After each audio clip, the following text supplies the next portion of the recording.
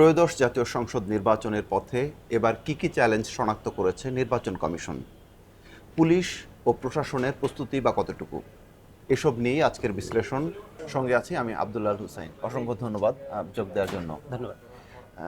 গতকাল একটি বৈঠক হয়েছে নির্বাচন কমিশন ভবনে। সেখানে মাঠ প্রশাসনের সঙ্গে প্রধান নির্বাচন কমিশনার বৈঠক করেছেন এবং সেখানে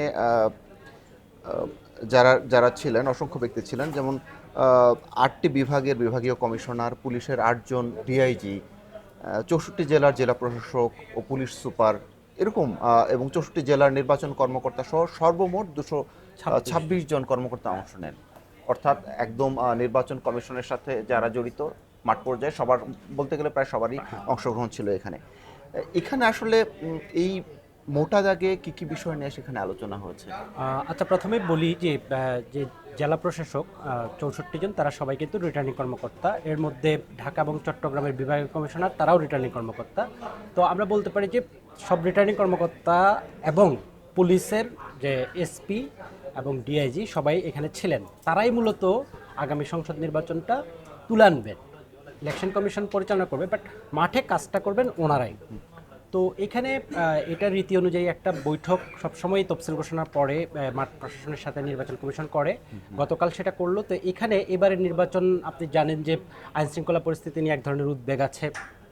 সাম্প্রতিক সময়ে হাদি হত্যাকাণ্ড সেই উদ্বেগ আরও বাড়িয়েছে। তো নির্বাচন কর্মকর্তা, নির্বাচনের মাঠ প্রশাসনের যারা কর্মকর্তা, তাদের কথায়ও অনেক আশঙ্কার কথা উঠে এসেছে, বিশেষ করে অবৈধ অস্ত্র। আপনি জানেন যে যখন জুলাই আগস্টে অভ্যুত্থান আন্দোলনের সময় অনেক অস্ত্র, পুলিশের অস্ত্র খোয়া গিয়েছিল, 5,500-এর মতো অস্ত্র। এখনও কিছু অস্ত্র উদ্ধার হয়নি, 1,500-এর বেশি এখনও উদ্ধার হয়নি। এর বাইরে সন্ত্রাসীদের হাতে অবৈধ অস্ত্র আছে। এটা একটা বড় উদ্বেগের কথা। কর্মকর্তারা বলেছেন যে এটা একটা সমস্যা তৈরি করতে পারে। আরেকটা হচ্ছে যে গুজব, সোশ্যাল মিডিয়ায় গুজব এবং এআই এর ব্যবহার, অপব্যবহার হতে পারে, এই আশঙ্কাটা তারা করছেন। যে তারা দেখছেন যে গত 1-1.5 বছর ধরে বিভিন্ন ইস্যুতে আসলে সোশ্যাল মিডিয়ায় এক ধরনের গুজব ছড়ানো হচ্ছে, উস্কানি ছড়ানো হচ্ছে এবং এআই এর অপব্যবহার দেখা যাচ্ছে। তারা আশঙ্কা করছেন যে এইটা একটা বড় চ্যালেঞ্জ নির্বাচনে হয়ে দাঁড়াতে পারে। এর বাইরে আরেকটা হচ্ছে যে অপরাধীদের জামিন। এই কথাটা হচ্ছে প্রশাসনের অনেকেই বলেছেন যে চিহ্নিত অপরাধী যারা, তাদের অনেকেই জামিন পেয়ে গেছেন এবং অনেকে জামিন পেয়ে যাচ্ছেন। তো তারা বলছেন যে ঢালাওভাবে যদি এভাবে জামিন পেয়ে যায়, এটা এক ধরনের আশঙ্কা তৈরি করতে পারে। আরেকটা বলেছেন, বিশেষত সীমান্তবর্তী এলাকায় যারা কাজ করছেন, বিশেষ করে আমি বলবো যে সিলেটের যে বিভাগীয় কমিশনার, উনি একদম স্পেসিফিক বলেছেন যে টাকা, অস্ত্র, অপরাধী, এই তিনটায় এলিমেন্ট আপনার হচ্ছে পার্শ্ববর্তী দেশ থেকে বর্ডার ক্রস করে ঢুকছে, আবার অপরাধ সংগঠন করে ওই অপরাধী আবার পার্শ্ববর্তী দেশে চলে যাচ্ছে। সো এটা এক ধরনের তারা চ্যালেঞ্জ হিসাবে দেখছেন। আরেকটা হচ্ছে যে জেলের ভিতরে যারা আছেন অপরাধী যারা, তারা বলছেন যে ওইখানে তারা অবাধে মোবাইল ফোন ব্যবহার করতে পারছেন এবং ওইখান থেকেই বাইরে যোগাযোগ করে সন্ত্রাসী কর্মকাণ্ড ঘটাতে পারেন, এই আশঙ্কা তারা নিয়ন্ত্রণ। হ্যাঁ, সো এই ধরনের আরও বেশ কিছু চ্যালেঞ্জ বা আশঙ্কা এসেছে। সবগুলো আমরা বলতে পারি যে ওভারঅল আসলে আইন শৃঙ্খলা পরিস্থিতি বা নির্বাচনের পরিবেশ কেন্দ্রিক, এইটাকে তারা একটা চ্যালেঞ্জ মনে করছেন। আচ্ছা, এইখানে তাহলে যে আলোচনাটা হয়েছে সেখানে এই সুষ্ঠু ভোটের পথে যেসব বাধার কথা বলেছেন, এগুলো থেকে আসলে মানে পরিত্রাণ কিংবা একটা সুষ্ঠু নির্বাচন, অবাধ নির্বাচন আয়োজনের পথে তারা কি পরামর্শ দিয়েছেন? হ্যাঁ, তারা একই সাথে পরামর্শ দিয়েছেন। যেমন প্রথমত অবৈধ অস্ত্র উদ্ধার করতে হবে, এই কথা বলেছেন। ইলেকশন কমিশন এর আগেও বলেছে যে অবৈধ অস্ত্র উদ্ধারে এক ধরনের অভিযান চলছে, কিন্তু যৌথ বাহিনীর একটা যৌথ অভিযান শুরু করা হবে শিগগির, এটা একটা। তারপরে হচ্ছে যে আরেকটা এসেছে, যদিও জামিনের বিষয়টা পুরোপুরি হচ্ছে বিচার বিভাগের বিষয়, এটা আসলে বিচার বিভাগ স্বাধীন, এখানে হস্তক্ষেপ করার সুযোগ নেই। তারপরেও কয়েকজন প্রশাসনের কর্মকর্তা বলেছেন যে চিহ্নিত যারা অপরাধী, তাদের জামিনটা কোনোভাবে নিয়ন্ত্রণ করা যায় কিনা, নির্বাচন পূর্ব সময়ে বিচার বিভাগের সঙ্গে এই বিষয়ে কোনো আলোচনা করা যায় কিনা, এই পরামর্শ তারা দিয়েছেন যদি সম্ভব হয়। তারপরে হচ্ছে যে সীমান্তে নিরাপত্তা ব্যবস্থা জোরদার করা, বিজিবির টহল বাড়ানো, নজরদারি বাড়ানো, এই পরামর্শ তারা দিয়েছেন। তারপরে হচ্ছে যে সোশ্যাল মিডিয়া কিভাবে আসলে এটা নিয়ন্ত্রণ করা যায় বা অপতথ্য কিভাবে ঠেকানো যায়, এগুলো দেখার তারা পরামর্শ দিয়েছেন। পাশাপাশি যারা কারাগারে অপরাধীরা রয়েছেন এবং যারা জামিনে রয়েছেন, চিহ্নিত সন্ত্রাসী বা বড় অপরাধী যারা চিহ্নিত বাইরে জামিনে রয়েছেন, তাদের একটা নজরে রাখা, তাদের গতিবিধি একটা নজরের মধ্যে রাখার জন্য তারা পরামর্শ দিয়েছেন। আমি একটা জিনিস একটু জানতে চাই, সেখানে সম্ভাব্য যারা প্রার্থী ছিলেন, যেমন শরীফ ওসমান বিন হাদি, তার ওপরে তিনি সম্ভাব্য প্রার্থী ছিলেন, ঢাকা ৮ আসন থেকে নির্বাচন করবেন এরকম একটা কথা শোনা যাচ্ছিল। এরকম যারা প্রার্থী, মানে তাদের নিরাপত্তার বিষয়টি আসলে সামনে আসছে, এই বিষয়ে কি কোনো আলোচনা হচ্ছে? হ্যাঁ, এটাও আলোচনায় এসেছে। কয়েকজন কর্মকর্তা বলেছেন যে এটা প্রায়োরিটি হওয়া উচিত, যে নির্বাচনে যারা সম্ভাব্য প্রার্থী তাদের নিরাপত্তাটা যাতে নিশ্চিত করা হয়, এটা প্রায়োরিটি বেসিসে দেখা উচিত। অলরেডি তো অবশ্য সরকারের থেকে এক ধরনের উদ্যোগ নেওয়া হয়েছে যে যারা সম্ভাব্য প্রার্থী এবং রাজনৈতিক নেতা চাইলে তারা হচ্ছে যে সরকারের কাছে আবেদন করলে সেই নিরাপত্তা ব্যবস্থা করা হবে। একটা পুলিশ প্রটোকল অলরেডি তৈরি করা হয়েছে। অনেকে নিরাপত্তা ইতিমধ্যে চেয়েছেন, পেয়েছেন বলে আমরা খবর পেয়েছি। আচ্ছা, এই অস্ত্র উদ্ধারের বিষয়ে একটু আপনি বলছিলেন যে সব মিলিয়ে হচ্ছে গণ অভ্যুত্থানের সময় ৫,৭৫৩টি অস্ত্র লুট হয়, এর মধ্যে ৪,৫০০-এর মতো অস্ত্র এখন পর্যন্ত উদ্ধার হয়েছে। তার মানে এখনো অনেক অবৈধ অস্ত্র এখনো বাইরে রয়েছে। সেটা এমন হতে পারে যে সেগুলো সন্ত্রাসীদের হাতে রয়েছে। তো এগুলো মানে এইখানে আসলে এইগুলো উদ্ধার করা যাচ্ছে না কেন, কিংবা এইটা নিয়ে আসলে উদ্ধারের কোনো প্রক্রিয়ায় কি যাচ্ছে প্রশাসন, বিশেষ করে নির্বাচনকে আচ্ছা, সামনে এটা রেখে? তো হচ্ছে যে পুলিশ সরকারের পক্ষ থেকে একটা ড্রাইভ শুরু হয়েছে, এটা চলছে যে অবৈধ অস্ত্র উদ্ধার। তো অনেক অস্ত্র উদ্ধার হয়েছে, 4,500-এর মতো উদ্ধার হয়েছে। গতকাল এই বিষয়টা যখন আলোচনায় এসেছে, দুজন পুলিশের কর্মকর্তা, তারা ডিআইজি র্যাঙ্কের কর্মকর্তা, তারা এক ধরনের ব্যাখ্যা দিয়েছেন। এর মধ্যে তারা বলেছেন যে তারা আসলে প্রয়োজনীয় তথ্য দিয়ে যে সহায়তা, এই সহায়তাটা তারা পাচ্ছেন না। মানে তাদের যে ইনফর্মার আছে বা সাধারণ মানুষ যারা পুলিশকে যে জানাবে এইখানে আপনি পেতে পারেন, ওই জিনিসটা তারা, ওই সহায়তাটা তারা পাচ্ছেন না বলে দুজন কর্মকর্তা একদম স্পেসিফিক বলেছেন। এবং তারা বলেছেন যে যদি এখানে একটা অবৈধ অস্ত্র উদ্ধারের জন্য যদি একটা ইনসেন্টিভ ঘোষণা করা যায়, তাহলে হয়তো এটা একটা ফলদায়ক হতে পারে। এটা তাদের একটা পরামর্শ কালকে ছিল। আর খুলনা বিভাগীয় কমিশনার তিনিও বোধহয় বলেছেন যে দৌলতপুরে কালু এবং কাকুন কাকন বাহিনীর বাহিনী, সঙ্গে right? প্রশাসন পেরে উঠছে না, এবং অস্ত্রের ঝনঝনানি, অবৈধ অস্ত্র, মানে এইসব বিষয় মোকাবেলার কথা তিনি বলেছেন। রাইট। আচ্ছা, হ্যাঁ, এখন বিষয় হচ্ছে যে সেখানে তো আইজিপিও উপস্থিত ছিলেন, অর্থাৎ পুলিশের মহাপরিদর্শক উপস্থিত ছিলেন। সার্বিক আইন শৃঙ্খলা নিয়ে তারা কি এখন পর্যন্ত আশাবাদী? কারণ আমরা যতটুকু জানি যে গণঅভ্যুত্থানের পর একটা মানে পুলিশের উপর দিয়ে হ্যাঁ, একটা মানসিক ভাবে তারা ভেঙে পড়েছে, পুরো বাহিনী ভেঙে পড়েছিল, সেটিকে আবার মানে গড়ে তোলার চেষ্টা এখন পর্যন্ত চলছে। মানে তিনি কি বলেছেন যে হ্যাঁ, নির্বাচনের সময় তিনি এই কথাটাই, আপনি যেটা বললেন, তিনিও এই কথা বলেছেন যে আন্দোলন উত্তর পুলিশের অনেক এক ধরনের তারা হচ্ছে যে ভঙ্গুর অবস্থায় ছিল। তবে তিনি দাবি করেছেন যে পুলিশ এখন মোটামুটি এক ধরনের পূর্ণ সক্ষমতায় ফিরে এসেছে এবং নির্বাচনে তারা সম্পূর্ণ সর্বাত্মক সহায়তা দিতে প্রস্তুত রয়েছে বলে তিনি বলেছেন। তবে তিনি একটা কথা এখানে বলেছেন যে ছোট ছোট অনেকগুলো আন্দোলন ইতিমধ্যে হয়েছে, রাস্তা অবরোধ, মহাসড়ক অবরোধ, এই ঘটনাগুলো ঘটছে। তো এখন এগুলো একদম বন্ধ করে দিতে হবে।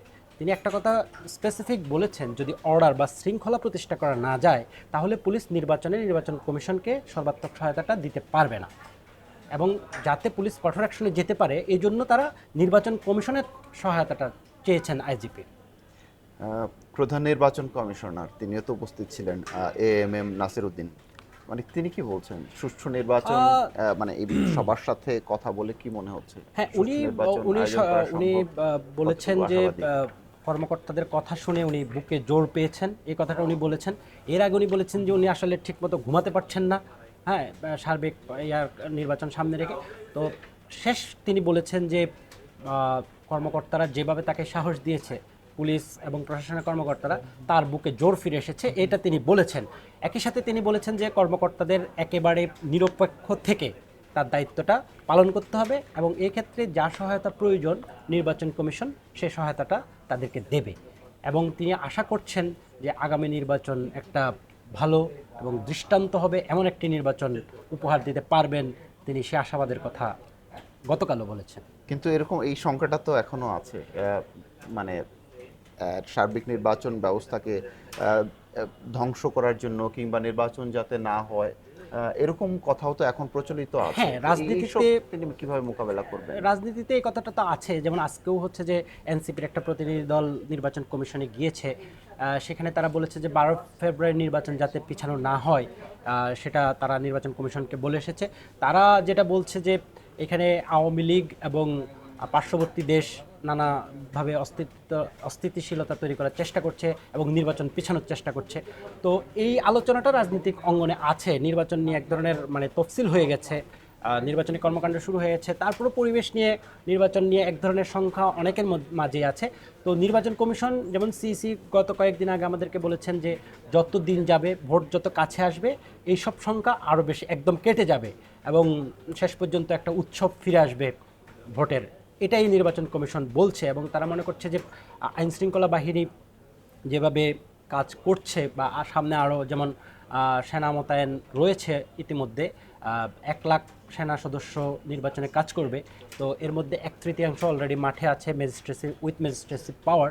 নির্বাচনের আগে আগে আরও 1 লাখ, সব মিলে 1 লাখ মাঠে থাকবে।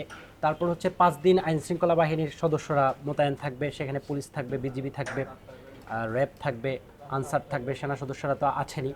তো তারা মনে করছেন যে এই সব মিলে পরিস্থিতি তারা ওভারকাম করতে পারবেন এবং এক্ষেত্রে তারা রাজনৈতিক দলগুলোরও সহায়তা চাচ্ছে।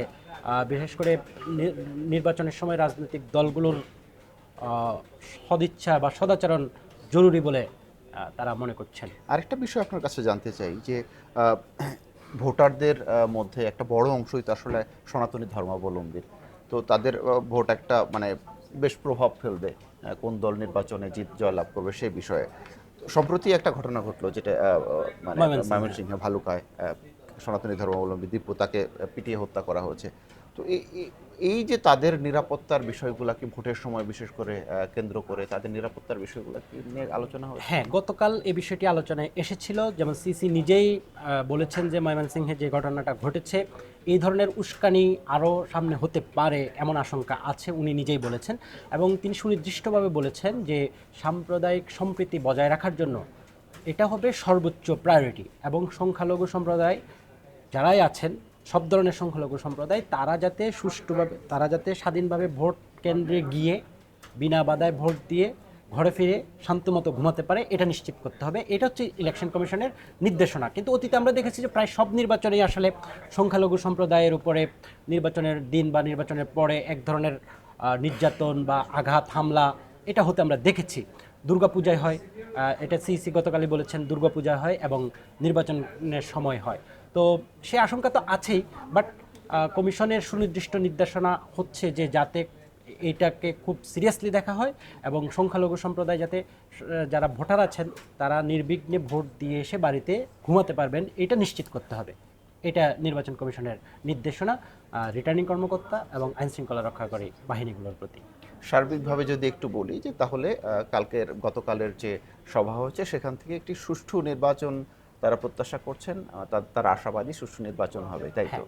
সবাই এক ধরনের আশঙ্কার কথা বলেছেন, পাশাপাশি এটাও বলেছেন যে মানে মাঠ কর্মকর্তারা যে তারা অঙ্গীকার করছেন যে আগামী নির্বাচন একটা দৃষ্টান্তমূলক নির্বাচন হবে।